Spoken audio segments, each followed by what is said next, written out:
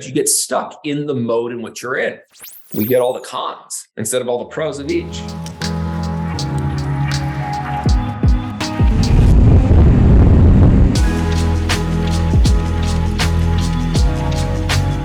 All right, law of identity. So as somebody that's growing a business, we get stuck in certain identities, certain personalities even.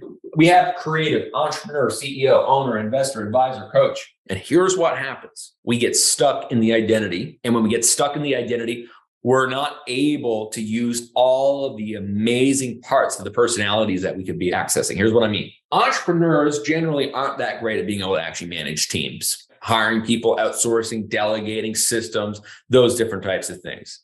A lot similar to a creative, right? A creative, great video and creating content and magnetization, creating art, right? Building things. But the creative, they don't give a shit about the balance sheet. They don't care about the money. As long as there's enough money in the bank account for the next couple of weeks, they're fine. They don't care. Right. An entrepreneur and a creative obviously has some overlap, but an entrepreneur, they're really trying to build something, right? They're trying to innovate. They're trying to solve problems. And so what ends up happening is that you get stuck as somebody that is one of these types. You get stuck in the mode in which you're in. And the truth is, like, there's times to be creative, times to be an entrepreneur, times to be an advisor, times to be a CEO, times to be an investor. It's different hats that you get to put on, different identities that you essentially get to try on, right? So let's say you're building a projection document and how much money you're going to make, or you're looking at your finances. Are you going to go in there as a creative? You don't want to. Do you want to go in there as an entrepreneur?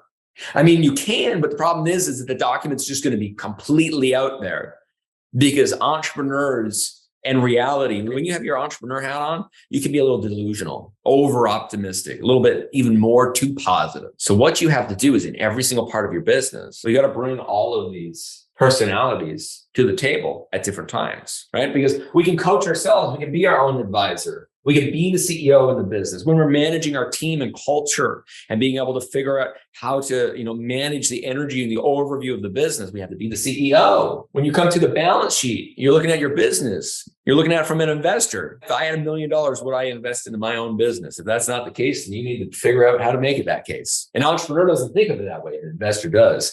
And so there's essentially a different set of thinking, a different perspective, every single one. And by being able to take all of them and get good at them, we're able to build a better business, because an entrepreneur is generally going to have just enough money in the bank to keep going. Same thing with creative. An investor is not going to have enough in innovation. They're going to push profit margins too high. They're going to make it so that perhaps the product's not even that great. They're terrible at marketing and sales.